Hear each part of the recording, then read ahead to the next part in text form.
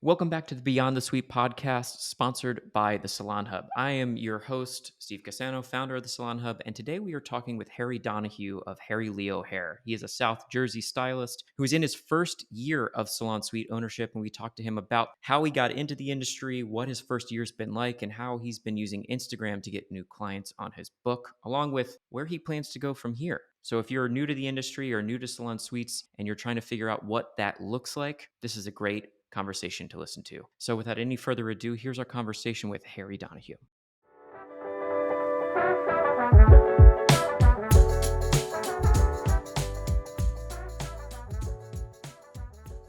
We're sitting here with Harry from Harry Leo Hair. I'm going to ask you the hardest hitting question that you're going to have maybe all year. Harry Leo, is Leo your middle name, or are you a Leo, or is it both? No, so Leo is just my middle name. It is not my sign at all. Okay, and what sign are you then? So I'm actually a Virgo, which is right Wow. after Leo. So yeah. Fair enough. That explains a lot. I don't know. I say that to everyone who gives me their sign. I'm like, oh, yeah, that makes a lot of sense because why not? Uh, Yeah. so, Harry, you are an amazing stylist. You operate out of New Jersey. You're in Cherry Hill. You're in an image studios right now. I've had the privilege of actually coming to see your salon suite. Yes. Amazing, amazing job. Your Thank you. decorations, the way you set up the whole vibe. I mean, there's something to be said for a strong carpet game, and I think you really embody that. But as like before we get to like your backstory and whatnot, can you take me through like what was your impetus for like designing your suite? Because it does look really awesome. It's like this really cool mix between like simple, but then also these really intricate pieces. But give us your like what drives you in that space. I mean, with interior design in general, it's just always been like my second slash first thing that I've loved to do, like next to hair. I saw the space and I was like, all right, it's very industrial. And I just kind of was like, for me, I wanted like something that you didn't feel like you were in a suite. You almost kind of felt like you were in just a small salon. And I know that kind of sounds, it's like, what's the difference? And I'm like, I've been into ones where I'm like, I feel like I'm in a suite. And then I've been in some where I'm like, this feels, like very well thought out. And I'm kind of one of those people where it's like, it has to look nice, but everything has a reason for being there. And that kind of makes Yeah. sense. Yeah. No, that definitely makes sense. I remember looking at your transformation video you have on your Instagram, and the first shot, I'm like, no way is that the same space because you've truly made it your own, and it is Yeah, very warm. Which again, a lot of these suite spaces are meant to be blank canvases, right? So they do feel very exactly. cold and clean. Yours is not dirty by any means, but it does feel warm, right? Yeah. Like it's Yeah. such a Yeah. cool, fun little space. So well, kind of going back, right? So, like, you started your journey in the beauty industry when? So High back school? in no, so I went to college for 3 semesters, so like a year and a half. Was not for me. Yeah. Kind of Where'd you drifted for go? like a year. I went to Rosieri, or for college I went to Rowan, Hmm. local South Jersey. But no, then for hair, yeah, I went to Rosieri in South Jersey as well. Okay, so you're at Rowan for 3 semesters, and you're majoring Yeah, in what? my parents like to say I took up space. Because I was just there just to be there. It was just the Amazing. thing. It was just a thing, to do after high school. So I did it, and yeah, and I just was. It wasn't for me, and then I took a year off, and then I kind of found the hair thing. And how did you find the hair thing? Like, was it just something that you thought you'd enjoy, and you're like, maybe I'll give it a crack at this? Like, I mean, the traditional way is, you get into vocational school and high school. A lot of folks, or a lot of the time, you're obviously not taking that path. So, like, did you start doing other people's hair? Like, how did you get interest in this space, I guess? So it's kind of funny because I never had the thought once, and I was at a literally was at a Christmas party, and my aunt has been a hairstylist forever, and I've just always been like good with my hands. I've always liked to be like creative and things like that. And she was like, "You would be so good at doing hair. Like you're fashionable. You're put together." And I looked at her and I was like, "Absolutely not." And then I looked, I was like, no. And then 9 months actually went by, and I like just kind of like slept on it and was like, I mean, I don't know, like maybe. And then so that was in December. By July, I was enrolled for September, and yeah, I started, and it just kind of was like it kind of fell into my lap. So luckily for me, but it's I couldn't see myself doing anything else though at the same time. You know, it's not just like I do it and I'm good at it, and it's like I actually really enjoy going in there every day and doing what I do. That's so fascinating, especially because you're like, it's not even on your radar one year, and the next year you're finding an insane passion for it. It sounds like. So Yeah, as you're getting started, right? Are you gravitating to more of like you're just fascinated by the medium of hair, or was it more of like the person to person aspect, or did you like gravitate to just color? Like where were you in this mind space going into school? I want to say probably color. Hmm. Going into it, I think a lot of times you have this mindset of like, all right, I'm going in for this, or I'm going to learn everything. Yeah. Whereas for me, I think my mindset in the back of my head was definitely the color will be my main focus. Just because like with being like creative and things like that, I feel like with color, it's a little more you know, um, trying to match tones with this and that. And, like, whereas cutting is very Yeah. also, and also a creative thing to do. But I just always found the cutting to be much more of like the technical part, whereas color Yep. is technical, but it's also like you could do things and you're like, why did you do that? It's like, because I felt like it, and it's like, Right. you get this beautiful, Yep. outcome. And it's like, well, why'd you do this? Now I'm like, well, I just mixed these two things and I thought they would look good and they did, so Right. I like that you can kind So of it play does. around with that. Oh yeah, for sure. And I mean, to me, it makes sense, right? If you're on the more fashionable side, you like interior design, the mixing and matching of patterns, colors, that kind of thing, kind of lends itself to more of the color side, I think, of the industry, or at least of the service side of this industry. So Yeah, to me, that makes a ton of sense for you. I mean, yeah. if I were to do it, that's probably where I would land, to be honest. Again, my mother's a stylist, so she did some color, and I'm like, that is wild. I can still do a good fade, but that's about it. Yeah. But um, no, so you're at school. How long was school for you? How long did So you it was take? about 9 months. Yeah. Okay. So do you have a second job while you're also going to school during this time, or are you just kind of rolling? Yeah. So when I was in school, it was really hard to find a job. Just because when you are in hair school, you're there. The beginning is usually Monday through Friday, and you're there like a whole work shift. So it's like when you get done, like when you're getting done, um, it was already too late to like work at a restaurant or something. So long Yeah. story short, I found myself in retail working at Michael Kors, Nice. for the whole time that I was in hair school. And yeah, so I did have, a little, side job while I was doing school at the same time. That's the hustle part, right? I Yeah. mean, everyone's got to do that a little bit, right? Yeah, exactly. So you're working at Michael Kors at night, basically, and Hmm. you're at school during the day for these 9 months. You graduate. What happens next? From there, I started working for um, a salon in South Jersey, actually, right after that. Okay. And I enjoyed it. I definitely, I always say, like, no matter where I've worked and what I've done, I've picked something up from it and I've taken it with me, kind of thing. And I did enjoy Sure. it. I just kind of was like, after that, I was like, it was about a year and I was like, I'm kind of wanting to be in the city. I was like, I want to move to the city. I was like, why don't I just like start working there and doing the commute from Jersey?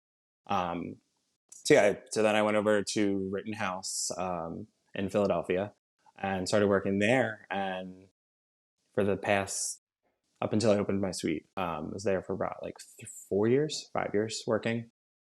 Oh wow. So you were at your first Yeah, salon for how long? that was about a year. Okay. And so you say that you pick things up from wherever you are. So what did you pick up from that first salon that you thought that is serving you best right now, do you think? Is it just Probably that like work ethic or work ethic and like structure and ooh. just kind of how to, it's a very high end salon. So just kind of like, learning, I kind of feel like, learning the ins and outs of a higher end, fast paced salon. Um, Hmm. and then, yeah, definitely, picked up culture, I would say, salon culture Ooh, as a yeah, whole from that first job. that's awesome. So then you go from there to Rittenhouse, right? What a place to work for sure. I mean, Yeah. especially as a stylist, right? I mean, you're probably getting that is by far the wealthiest area of Philadelphia proper, most likely. Yeah. For those who aren't in the Philly area, that is exactly where you want to be if you're in the service industry and you want high end clients. That's where you go. So you're there for 4 years. What's that experience like? Do you like it? Is it one of those things where you started and you're like, oh, this could be fine, and then it just starts to deteriorate over time, or like what is your time there like for you? So for me, it was, so I would say once I moved over to Rittenhouse, it was very much a lot of education, but also what is trending now education. Whereas my first salon, amazing things were taught. It was a little more structured, whereas the second salon was a little more like boutique. So for me, Right. I found that I kind of like the smaller, intimate setting salons over a bigger, kind of salon. And I think that's a big thing too, with finding your right spaces. Do you want a bigger salon? Do you want the smaller boutique, setting? And for me, that's basically what I found worked best for me. That's so interesting. So then you're going through education. Is that formalized education at this Rittenhouse one, or is it more like self guidance? Or are you going to? Are they telling you like you have to go to like X amount of seminars per quarter or something like that, or how does that work?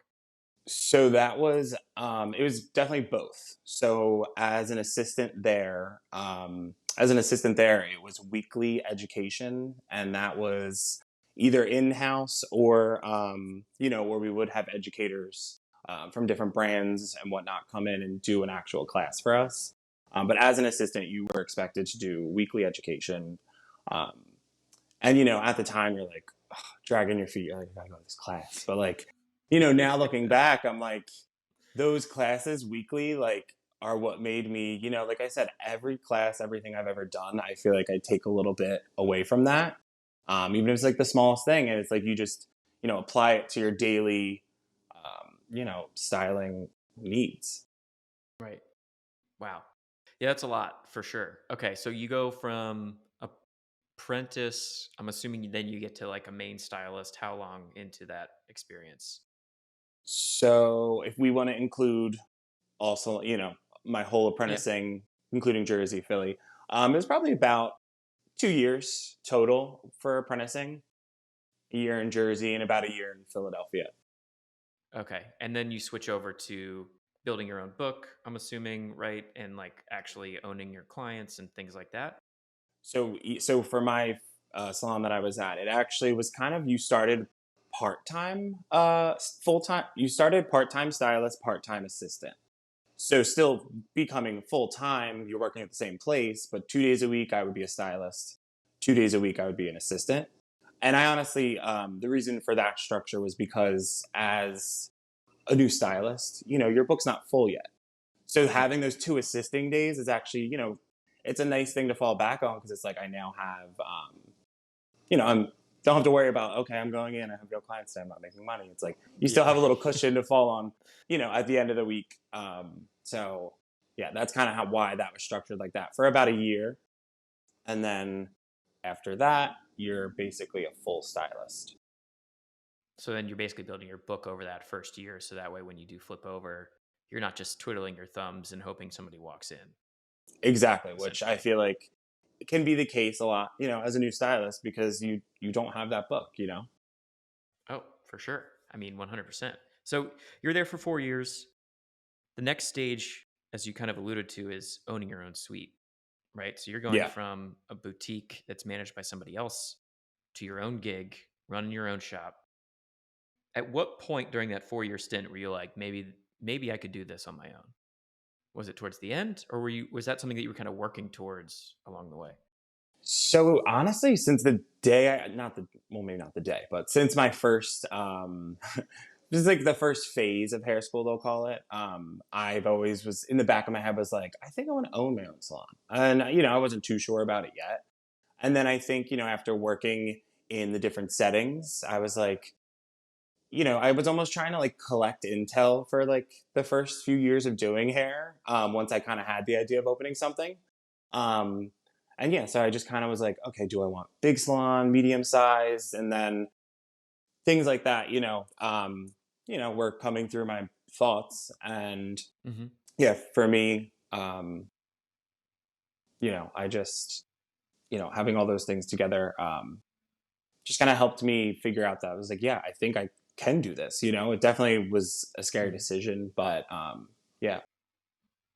So what drove you to that final decision point, right? Because obviously, unless you're just like, you know what, I'm going to mark it down on my calendar. I'm just going to quit on this day, kind of thing. Usually, there's a couple things that lead up, but it's just as you just mentioned, right? It's a big, scary decision to go out on your own like that. What kind of led you to that final tipping point of like, I'm going to go do it?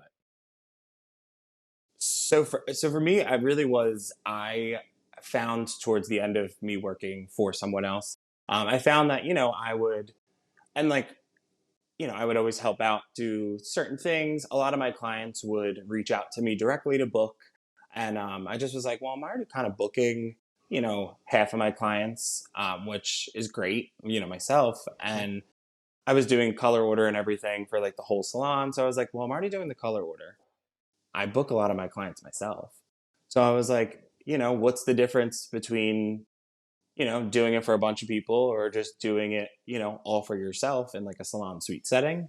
Um, so I think it was that. And I just feel like I definitely feel like you need to have the drive to want to do it as well. Yeah. But yeah, I feel like just kind of So you being just like, got to the point. yeah, kind of, and it wasn't, and honestly, I'll be honest, the last line I was at, like a lot of the times people get driven out by, my boss did this or this happened or whatever. And I will be honest, Right. the team I worked with was absolutely amazing. So it made it really hard to leave because I was like, well, there's no drama here. It's great. But, it was always something that I kind of thought I wanted to do. So I was like, it's time to, you know, do it. Yeah. Awesome. So as you mentioned, right, like you're kind of already doing all of the things that you would be doing if you were running your own salon anyway. Let's jump to you find your spot, right? You're doing the things. What surprised you the most in that transition of like, oh, I didn't think about this, or this was much harder than I thought, or I thought I had a like this down and apparently I do not. Like what were those like things that kind of popped up for you? The biggest thing for me, honestly, was getting, once I found the space and everything, getting the licensing in order and everything. Mhm. I just think it's something that Yeah. we kind of are like, it's just something you got to do, whatever. But I'm like, no, it's a 6-day process. Getting the fingerprinting, getting the this, getting that. So for me, honestly, I think I Yeah. wasn't expecting that process to be so crazy. When I sent in my paperwork, the stack was this thick. I'm like, Jesus. what? I'm like, what really? I'm like, Right. and who's really looking at what? So for me, honestly, it was Yeah. like how hard, and how much goes into actually wanting to open your own spot and, going through with the licensing and all that. Yeah. And did your salon suite like location help you with any of that in terms of like what to do, or is it kind of on you to kind of go figure it out and find out and go? So I mean, so when you do go online, it gives you like it gives you like a whole breakdown of what you need to do. But no, they definitely did help me out though because they've seen the process happen so many times. And I think Right. there are certain things you actually do have to reach out to them that you physically cannot get. So yeah, they Yeah. definitely did. They did help me out, but it's definitely more so. It should be, it's more so on you to get it done. So you're opening up your salon, you have it decorated, right? It's perfect. You have your license, you're ready to go. You have a couple of clients that you've brought with you. What is that first month like? Are you excited? Are you worried? Is it just pure adrenaline? What's going through your mind in that first month? So definitely like overall like excited. But you see all these things on Instagram of people doing super successful the suites. And for me it Right. was like, is this, and also with Instagram we all know it's like smoke and mirrors, like what's real, what's not. And I'm like, Right. is this really obtainable to be able to work for myself, by myself, and still make financial gain, more than I was working for someone? Because, at the end of the day, like that's, the goal That's for the all of goal. us, really. Yeah. Right. Um, so yeah, for me, I was definitely excited, but, I was, questioning what's the future to come as well, and there's those weeks after you start where your book isn't necessarily super full, and you're like, oh no, but it's the ebbs and flows of this industry. For sure. Yeah. So speaking of that, like the financial portion, are you working towards like a specific goal that you've set for yourself? Or you just basically, there's a mark on the wall that basically says, this is what I was making over here. And I just need to make that or more. And I'm going to define myself as successful. What does that look like for you So I with think for like for planning? for me, the first year was basically I definitely didn't have like a set goal. I just think for me the first year was I want to make more than what I've made working for someone. Um, just to, Sure. like I said before, financial gain more than what you've made before. But I would say that was like my main goal for this year was, because January will actually be like the first year of being open. And Right. that was basically my goal was like, let's see if we can make more. Cause if not, I'm like, then am I just spending more to, just work for myself anyway? But yeah, that's what I would say like the first year goal was for me. All right. So it's coming up in January. Do you think you're going to make it? I've already made That's it. amazing. so And so yeah. you still And I got still time, have, right? yeah. And I mean, we're about to hit our busiest season. So yeah. Right. That's well, congratulations. That's Thank you. incredible. First Thank you. year. I mean, a lot of people don't even make it like into the positive the first year, right? I mean, Yeah. obviously you have to like pay your bills and things like that, but that's honestly it's remarkable. So kudos to you. Thank you. That's amazing. Yeah. So you found the success. What do you think has been the cause of that success? Is it just the fact that you're grinding? Is it how you treat your clientele? Is it a combination of things? Is it like in your mind, what are you thinking? Like, okay, I want to hit this goal. I've already crushed it. What do I need to do next year to make sure that I continue that down that path? hmm What does that look Uh, like for you? so for me, like, I would say like I feel like I'm pretty confident in the work that I do and pretty educated. So that definitely is a huge part of why I feel like I'm doing so successful or as successful as I am now. Um, but I would say definitely I feel like I try to focus on client experience as well. I'm very particular and I'm very when I walk into a room I notice everything immediately. So for me it's like just Yeah. basically trying to elevate that experience too. And after you do so much, it's like, well, what do I do now? So I'm always Right. basically just trying to think of ways to be like, should I get, like when my clients come in, I have, iced coffees for them, seltzer waters, chips, like the whole like nine. And now I'm like, okay, I've been doing that for a year.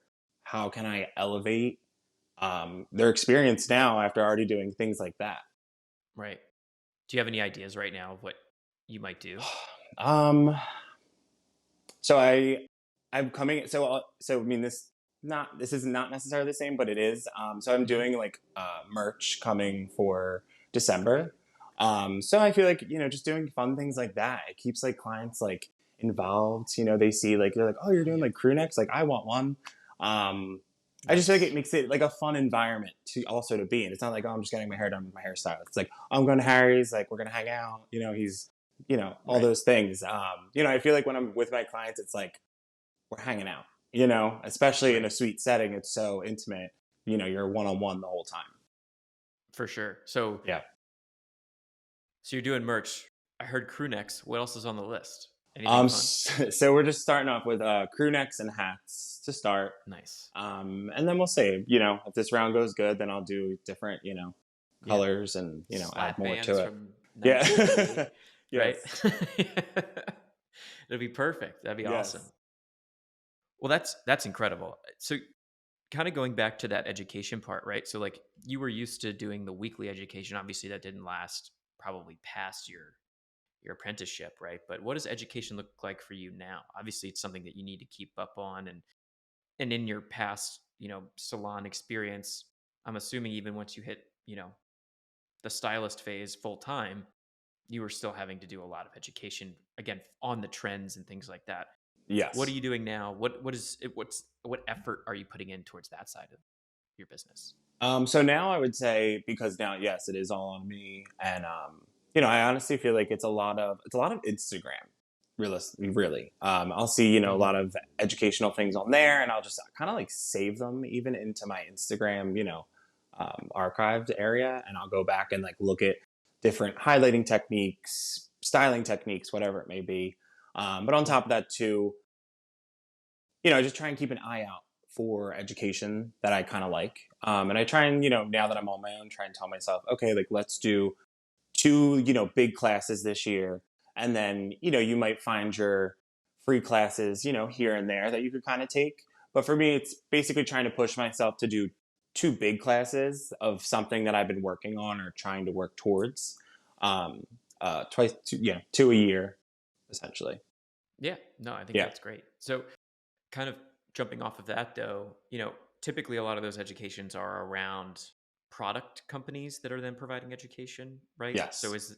is that the avenue that you're thinking about taking, or is it more of like I'm going after, someone who's just like a master stylist that's teaching and I want to learn from more that side of the industry? What are you thinking? So I would say like kind of a mix of both. Yeah, I pretty much carry all the L'Oreal professional product line in my place. So if I'm doing a brand, it's most likely going to be them. right. I'm definitely open to other brands though. If I see it, if I let's say I see a stylist I like, but they work for Unite or Redken, a different company. If I like their work, I'm still going to go to a Redken or Unite class. So I mean, for me, it's not necessarily one or the other. It's kind of like I like that technique, I like that stylist, I like the outcome. I'm going to go to that class. Yeah. No, Yeah, I think that makes a ton of sense for sure. yeah, Okay. So we're hitting the end of 2023. 2024 is a whole nother year. We've kind of talked about that you're expanding into merch and things like that. But what's your big goal for the next year? What's your plan? So for the next year, I mean, kind of like this year, make more than I did the year before. Sure. Definitely, well, one of my goals. Definitely wanting to continue um, the client experience that I've created. Like I said before, continuing that and just elevating that even higher. Um, and I just think, I definitely have myself like a 3-year plan. I think for the next year, I'm like, you got it open, you got it running. So I think this year, Right. like, kind of just continue what I've been doing, stay successful, elevate that experience. Sure. Um, and then, yeah, I mean, and then after that, set a whole new goal for the next year and definitely, Yeah. doing more and all that. Well, yeah, it's just I always look at it from a few different areas because I think for stylists, especially within the salon suite community, right, there's typically a number of avenues that are open to them in terms of like, okay, once you build your book up to a point where you're like, I'm working enough, this is great, I don't need more people. What do you do from here, right? Some folks take, I'm going to become an educator, right? I'm going to teach other people and make money that way. I'm going to become an influencer and just work with brands to expand their reach and I'll get paid through that avenue. Some will say, oh, I'm actually going to expand my own salon. I'm going to hire an apprentice of my own and start fostering young talent by one-on-one activity. Or some folks just kind of sit and they're like, this is all I want to do for now and I'm good, I'm golden, I'm just going to increase my prices, see who stays around, and just elevate that way. Do Yeah. any of those, where do you fit right now? You don't have to make up your mind, right? But I'm Yeah. just Yeah. Yeah. curious, as since you are probably, out of the people that we've talked to, you're definitely one of the newer folks in terms of like you've owned your salon for under a year. Yeah. At this stage, what do you have at the horizon line? For me at this point, I'd probably be working towards a full salon with, people below me who work for me. Yeah. But yeah, definitely trying to build, my salon bigger, expand, become Yeah. more of like a brand, and kind of pushing, my brand to become bigger and bigger. Um, and I've definitely thought about the education avenue as well. But because this is under a year of having the suite, it's like I definitely want to like hone in on this, get this right. And then, 3 years from now or something like that, definitely something more. I'm always like, I need more to do. So Right. I think, having a full salon would definitely be, in the future for me. That's awesome. Uh, and again, great. I can already like you already built the bricks to lay that foundation of like, the name is right, the vibe seems right to kind of take that direction. Also, with you going to merch first, that's an obvious direction into that whole like we're building a brand around this, Exactly. right?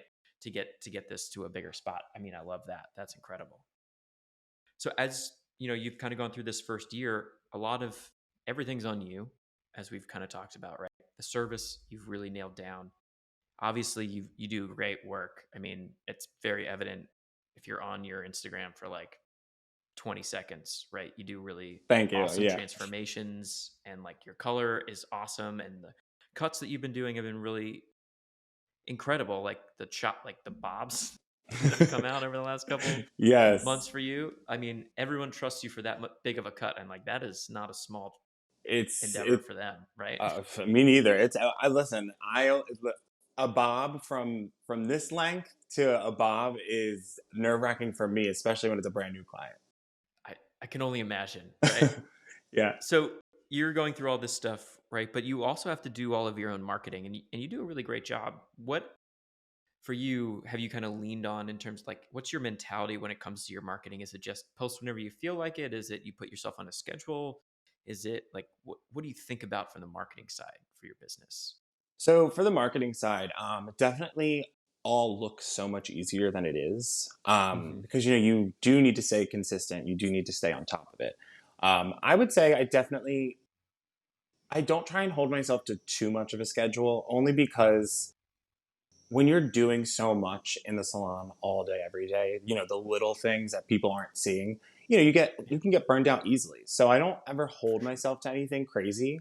But what I do is I do try to make sure if I do a color I like, even if I'm burnt out, from doing multiple heads all day, but I do this great color, I'm like, just get a photo, get a video of it, put it in your back pocket, save it for later. Like I have multiple photos in my phone that I could post probably 4 to 5 photos right now, Yeah. Um it's just, I don't like I said, I don't hold myself too hard to it, but I do try to make sure, I'm trying to post at least once to twice a week, trying to keep, my story as active as possible.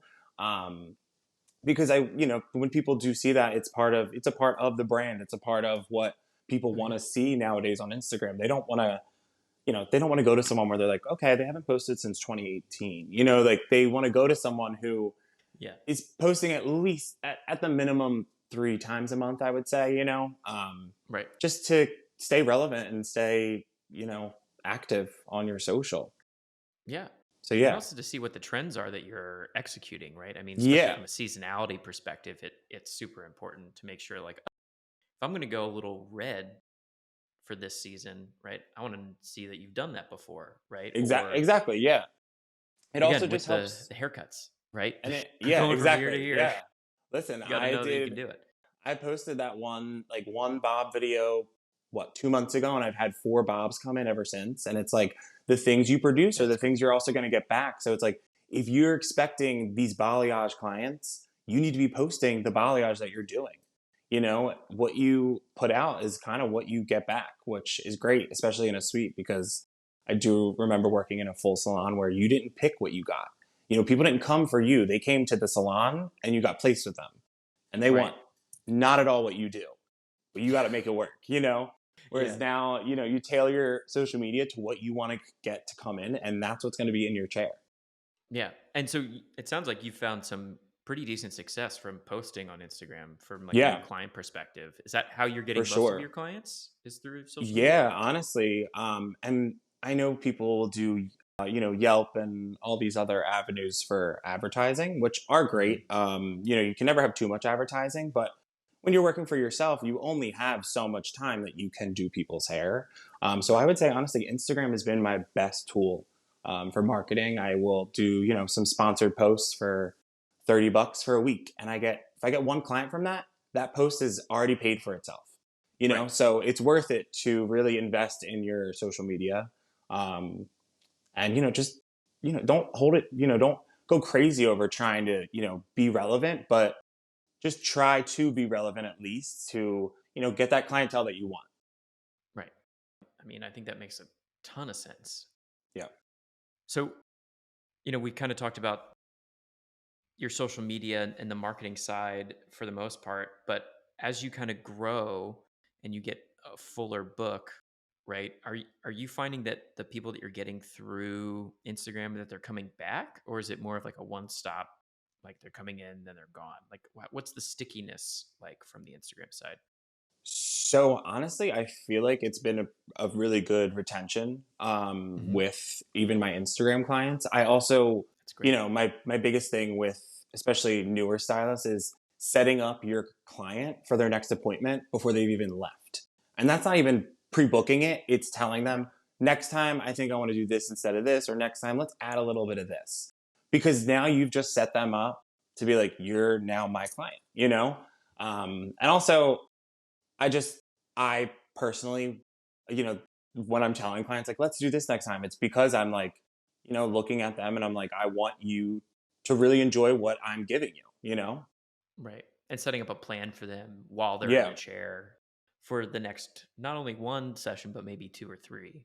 Yep. Right, which is gets them Yeah. to be like, "Oh, they're already investing time in me and showing that, like, they have a strategy planned out," whereas maybe my last stylist didn't do that.